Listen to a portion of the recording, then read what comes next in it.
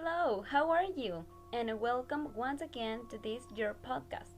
Please get comfortable, grab your favorite snack and your favorite drink, and get ready for this special podcast. As you saw in the title, today we will talk about paranormal experiences, and that more than the month of terror is coming. And to give you a very good welcome, this is a perfect theme. Today, some close friends will share some paranormal experiences they have experienced. So, we're just going to listen to them. Alright, let's start with the first story we've been shared. Okay, so basically, I was playing video games like every normal person do at 4 a.m. because it's a pretty normal activity. So when 40 came out, I see my brother go to the bathroom. That it's like 2 steps away from me. That it's pretty close. So the paranormal experience it was that I see him came back to the room, and then like 5 minutes later, I see him another time coming back from the room, and I was like, "Did I just see you again?"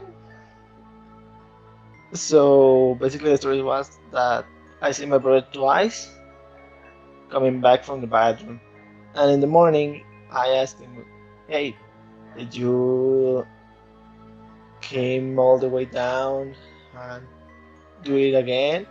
And he says like, "No, I was just going to the bathroom. I came back to the room one once." And I was like, "Oh, she okay. That's pretty scary though." Wow, that's a slightly scary story. And more because it was pretty close to him. What do you think? Did something similar happen to you? Leave your comments in the description box. Well, let's get on with the next story they share with us. This story is pretty interesting, so let's hear it. I live in a totally old house, and a few months ago, after turning off all the lights in the garden, I went to my bedroom to sleep, and after a while around midnight, you hear objects begin turn in the yard. I went to turn on the lights to see what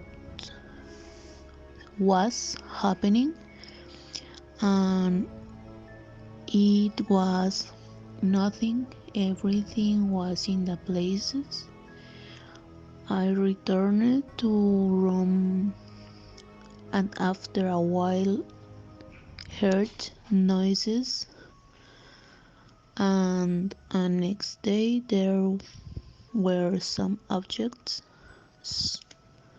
skirted in the garden. That chilling history. They imagine hearing noises, go verify that it's what is happening, and see everything in order. But again, hear noises, and when going back to the place, see objects thrown in the floor. I definitely don't know what I'd do if something like that happened to me. Let's get on with the next story. My grandma always tells us this story when we talk about ghosts and creepy stuff. She always like come out with this story, even we heard it 100 times, still creepy. I don't know why.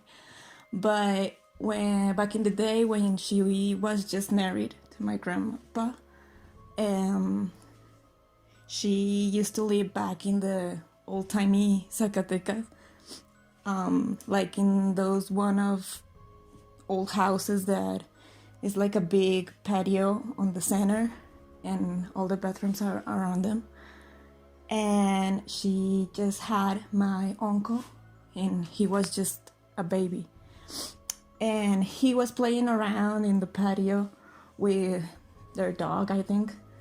And then my grandma, I think someone died, and everyone was like pretty sad and was like really out, like they didn't know what to do. And my grandma was doing the dinner for that day, and then the dog started like barking everywhere, and my grandma thought it was normal because the dog used to do that. But then my uncle stared at the window, and he was like crying, and my grandma got scared because she thought it was like the dog did something to him, or I don't know, something happened. And then she got there with my uncle, and she saw the window, and she saw a big face, like white face, like with no expression, trying to tell her something. But she got really scared. She didn't want it to get into that. She just grabbed my uncle and ran out of the house. And when she was running out of the house, because it was like a big house, the lights started turning off, and she got even more scared. And when she got out, she was grabbing my uncle like by the hand or by the clothes, I think, like really, really, really scared. And she didn't want it to get inside again because it was really, really scary.